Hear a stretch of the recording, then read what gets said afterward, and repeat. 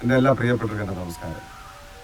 ഞാനിന്ന് നിങ്ങളുമായിട്ടൊന്ന് ഷെയർ ചെയ്യാൻ പോകുന്നത് ഞാൻ അറിയാത്ത ഒരു ചിന്നുവിൻ്റെയും മിന്നുവിൻ്റെയും കഥയാണ്. ഞാൻ നടന്നു വന്ന മുള്ളുകൾ നിറഞ്ഞ വഴികളിൽ ഒന്നുകൂടി എന്ന എൻ്റെ ചാനലിലേക്ക് ഒരു കുറിച്ച് ഞാൻ തിരുവനന്തപുരത്തൊരു സ്ഥാപനത്തിൽ ജോലി ചെയ്യുന്ന സമയത്ത് എനിക്ക് ഏറ്റവും പ്രിയപ്പെട്ട ഒരു കസ്റ്റമർ മരിച്ചുപോയി. അദ്ദേഹത്തിൻ്റെ ശവസംസ്കാര ശുശ്രൂഷയ്ക്കായിട്ട് ഞാൻ സെമിത്തേരിയിൽ പോകുന്ന സമയത്ത് അതിൻ്റെ അടക്കമെല്ലാം കഴിഞ്ഞ് എല്ലാവരും പോയി. പക്ഷെ ഞാൻ കുറച്ച് നേരം അവിടെ ഒരു മരത്തിൻ്റെ ചുവട്ടിലിങ്ങനെ വെറുതെ ഒരു ചെയറിലിരിക്കുകയായിരുന്നു. പെട്ടെന്ന് എൻ്റെ ഒരു കല്ലറയിൽ 2 റോസാപ്പൂക്കൾ ഇട്ടത് എൻ്റെ കണ്ണിൽപ്പെട്ടു. പക്ഷേ ഞാൻ ശ്രദ്ധിച്ചത് റോസാപ്പൂക്കളെ മാത്രമായിരുന്നില്ല, അതിനകത്തൊരു ലെറ്റർ ഉണ്ട്, ഒരു കത്തുണ്ടായിരുന്നു. ആ കത്തിൽ 2 കൊച്ചു പെൺകുട്ടികൾ ആയിരുന്നു.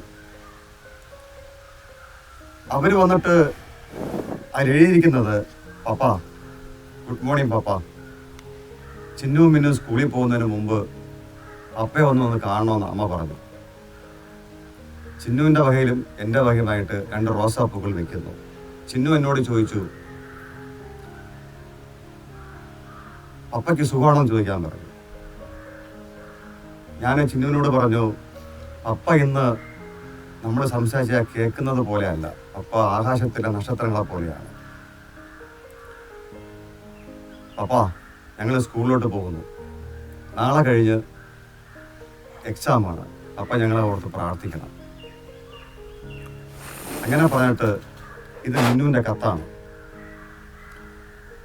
അതിനുശേഷം ഈ കത്ത് വായിച്ചതിന് ശേഷം എനിക്ക് കൗതുകം തോന്നിയിട്ട് ഞാൻ പല പ്രാവശ്യവും ഈ സിമിത്തേരിൽ ഞാൻ വരുമായിരുന്നു. ആ സമയത്തൊക്കെ ഓരോ കത്തിരിക്കും. അങ്ങനെ പല പല രീതിയിൽ വിഷുവിനും ഓണത്തിനും അങ്ങനെ പല പല വിശേഷ ദിവസങ്ങളിലൊക്കെ ഓരോ കത്തുകൾ അവിടെ ഇരിക്കും. ഞാനത് വായിച്ചിട്ട് തിരിച്ചവിടെ വെച്ചിട്ട് ഞാൻ പോകും. കുറച്ചവിടെ ഇരിക്കും. ഞാൻ ഈ സ്റ്റോറി നിങ്ങളോട് പറയാൻ കാരണം, ഒരു മാധ്യമങ്ങളോട് ഒരു കൊച്ചു പെൺകുട്ടി ഒരിക്കൽ കരഞ്ഞുകൊണ്ടൊരു കുറച്ച് കരൾ പറഞ്ഞ് ഞാൻ കേട്ടു. എൻ്റെ ശ്രദ്ധയിൽപ്പെട്ടു. രാവിലെ എൻ്റെ പപ്പയെ കെട്ടിപ്പിടിച്ച് ഉമ്മ കൊടുത്തിട്ട് പപ്പ ഓഫീസിൽ പോയി, ഞാൻ സ്കൂളിലും പോയി. ഞങ്ങൾ തിരിച്ചു വന്നു, പപ്പയും ഞാനൊക്കെ ഒരുമിച്ച് തിരിച്ചു വന്നു. വീട്ടിലിരിക്കുന്ന സമയത്ത് പെട്ടെന്ന് കുറച്ച് ആൾക്കാർ കയറി വന്നു, പപ്പയെ അടിച്ചു വീഴ്ത്തി, പപ്പയുടെ മുഖത്തെ അടിച്ച് വികൃതമാക്കി. പോസ്റ്റ്മോർട്ടം കഴിഞ്ഞ് പിറ്റേ ദിവസം പപ്പയുടെ ബോഡി വീട്ടിൽ വന്നു. ഉമ്മ കൊടുക്കാനായിട്ട് പപ്പയുടെ ബോഡി എടുക്കുന്ന സമയത്ത് ഉമ്മ കൊടുക്കാനായിട്ട് നോക്കിയപ്പോൾ പപ്പയുടെ മുഖം അവിടെ ഇല്ല. ഇന്നലെ രാവിലെ ഞാൻ ഉമ്മ കൊടുത്ത നെറ്റി അവിടെ ഇല്ല. ഇത്ര വികൃതമാക്കാനായിട്ട് എൻ്റെ പപ്പ എന്ത് പാവമാണ് ചെയ്തത്, എന്ത് തെറ്റാണ് ചെയ്തത്? ഇതൊരു പെൺകുട്ടിയുടെ കരഞ്ഞുകൊണ്ടുള്ള ചോദ്യമാണ്. ഞാനിപ്പോൾ ഇരിക്കുന്നത് എൻ്റെ പപ്പയുടെ കല്ലറയിലാണ്. എൻ്റെ പപ്പ എനിക്ക് ആരായിരുന്നു? എൻ്റെ പപ്പ എനിക്ക് എന്തായിരുന്നു? ഇന്ന് എൻ്റെ പപ്പ ഉണ്ടായിരുന്നെങ്കിൽ എനിക്ക് എങ്ങനെയൊക്കെ പപ്പ എന്നെ സഹായിക്കുമായിരുന്നു?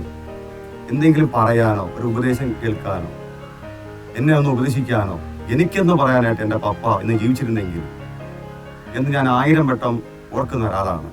ദയവ് ചെയ്ത് ഒരപ്പൻ അങ്ങനെ മൃഗീയമായി കൊല്ലുന്ന അളവിൽ ആരും ചിന്തിക്കരുത്. ഒരപ്പൻ നഷ്ടപ്പെട്ടവർക്ക് മാത്രമേ ആ ദുഃഖവും ആ വേദനയും മനസ്സിലാവുള്ളൂ.